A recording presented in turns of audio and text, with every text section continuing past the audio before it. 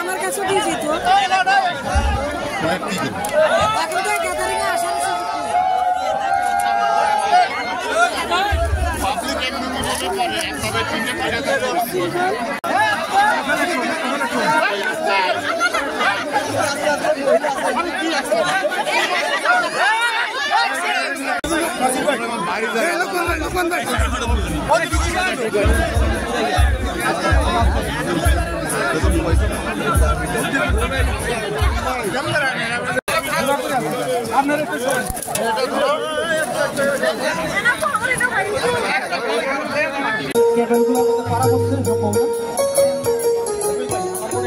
বিসমিল্লাহির রহমানির রহিম।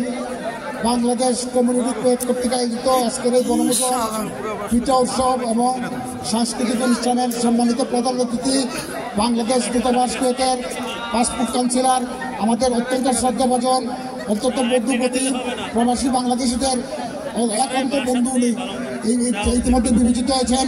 জনাব ইকবাল আক্তার স্যার মঞ্চে উপস্থিত আছেন, বিভিন্ন কমিউনিটির নেতৃবৃন্দ। আমার বক্তব্য লম্বা করবো না। আপনারা আজকে এখানে যারা উপস্থিত হয়েছেন, আমাদের যুব সমাজ, আমাদের প্রবাসীরা, আপনাদের সবারই, আপনাদের এই কমিউনিটি, আপনাদের জন্য আমরা এই কমিউনিটি প্রতিষ্ঠা করার পর থেকে আমাদের সাধ্য অনুযায়ী আমরা অনেক বড় দেশে পাঠিয়েছি, এখানে রোগাক্রান্ত রোগীদের সাহায্য করেছি। আমরা আমাদের অর্থায়নে, আপনাদের অর্থায়নেই আমরা এই কার্যক্রমগুলো করে যাচ্ছি। আজকে আপনাদের কিছুটা বিনোদন দেওয়ার জন্য আমরা এই পিকনিকের আয়োজন করেছি। আপনাদের সহযোগিতা, আপনাদের অবশ্যই সহযোগিতা আমাদের লাগবে। আজকে এখানে আমাদের নৈশভোজের আয়োজন আছে, একটু পরে খানা দাওয়া দেওয়া হবে। আপনারা সুশৃঙ্খলভাবে আমাদেরকে সহযোগিতা করবেন, আমাদের দেশের ভাবমূর্তি বজায় রাখার চেষ্টা করবেন। আমরা সবাই এখানে কুয়েতের আইন শৃঙ্খলা বাহিনীর রক্ষাকারী বাহিনীরা আছেন।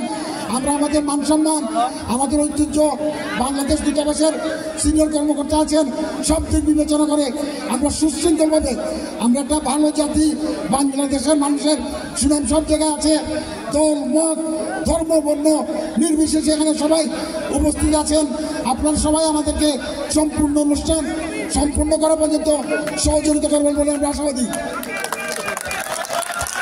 সম্মানিত উপস্থিতি, আমাদের শিল্পীরা আছেন, আপনারা গান উপভোগ করবেন, আমাদেরকে সহযোগিতা করবেন। এখানে খানা দাওয়ার ব্যবস্থা আছে, সুশৃঙ্খলভাবে খাওয়া দাওয়া করার পরে আপনারা যাত্রী চলে যাবেন। ইনশাল্লাহ আমরা আপনাদের সর্বাত্মক সহযোগিতা যাচ্ছি। আইনের দেশ কুয়েত, আমরা আইনকে শ্রদ্ধা করবো, আমাদেরকে সকলে সহযোগিতা করবেন। ধন্যবাদ। আসসালামু আলাইকুম রহমতুল্লাহ ওয়া বারাকাতুহু। দীর্ঘক্ষণ মাঠে উপস্থিত ছিলেন, ছিল স্যার আসতে পারেন নাই, আমাকে এখানে পাঠিয়েছেন এবং স্যার আপনাদের সকলকে শুভেচ্ছা জানিয়েছেন, ধন্যবাদ জানিয়েছেন, সালাম জানিয়েছেন। আজ এখানে কিছু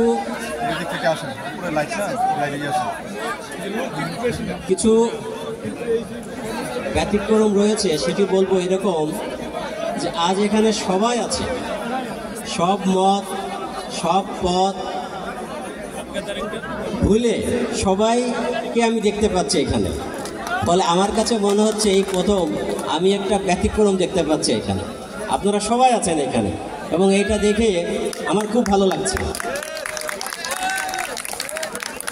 আমি মাননীয় রাষ্ট্রদূত স্যারকে বলবো যে স্যার আপনি যেটি চেয়েছিলেন, আপনার আগের মাননীয় রাষ্ট্রদূত স্যার যেটি চেয়েছিলেন যে আমরা মত পথ ভুলে সবাই মিলে বাংলাদেশি এক সত্তা, সেটা আজকে এখানে দেখতে পাচ্ছি। সবাই আছেন এখানে। এজন্য আমি তরুণ যুবক যারা আছেন তাদেরকে অনুরোধ করব, আমরা শৃঙ্খলা রক্ষা করব ভাবিদের স্বার্থে, ভাবিদের সম্মানের স্বার্থে, তারা যেন সুন্দরভাবে অনুষ্ঠানটি উপভোগ করতে পারেন। আপনাদের সহযোগিতা সবসময় আমরা পাই এবং আগামীতেও আপনাদের সহযোগিতা আমরা পাব এই আশা করি। সম্মানিত সুধী, জনাব মুরাদুল হক চৌধুরী এবং জনাব কামরুজ্জামান টিটো, ওনাদের নেতৃত্বে যে বাংলাদেশ কমিউনিটি কাজ করছে আমি ব্যক্তিগতভাবে জানি এবং আমরা দূতাবাস সামগ্রিকভাবে জানি। তারা মানুষের দৌড়গোড়ায় যে কাজ করেন, কখন কার কোন ধরনের সমস্যা সেটি ওনারা প্রাথমিকভাবে মিট আপ করার চেষ্টা করেন এবং দূতাবাসে আমাদের শরণাপন্ন হন আপনাদের স্বার্থে।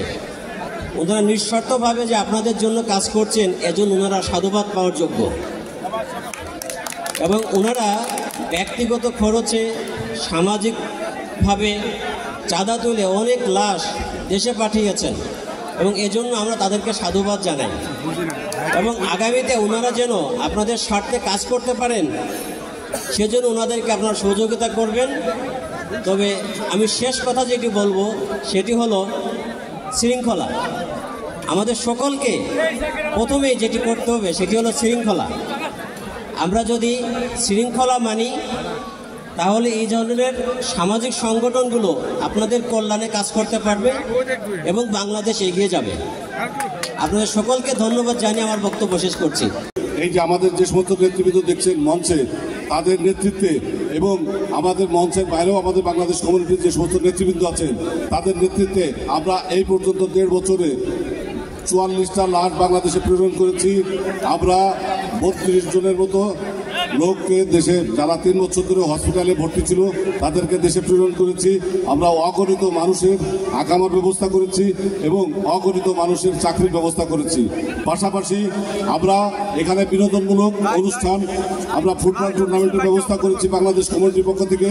আমরা বিভিন্ন বনভোজন সাংস্কৃতিক অনুষ্ঠানের ব্যবস্থা করেছি। এখন আমাদের একটি দায়িত্ব আছে, আমাদের সকল শ্রেণীর লোকজন এখানে উপস্থিত আছে, ব্যবসায়ীবৃন্দ আছেন এবং সমাজের বিভিন্ন মহলের নেতৃবৃন্দ আছেন। আমরা আগামীতে ইনশাল্লাহ বাংলাদেশ কমিউনিটির ব্যানারে আমাদের সোনামণিদের জন্য আমরা এখানে প্রতিযোগিতামূলক ব্যবস্থা নেব যাতে তাদের মানসিক বিকাশ বৃদ্ধি পায়, বাংলাদেশ তথা বাঙালির যে ঐতিহ্য এই সম্পর্কে তাদের ভিতরে একটা ধারণা জন্মায় এবং আমাদের ভাবিদের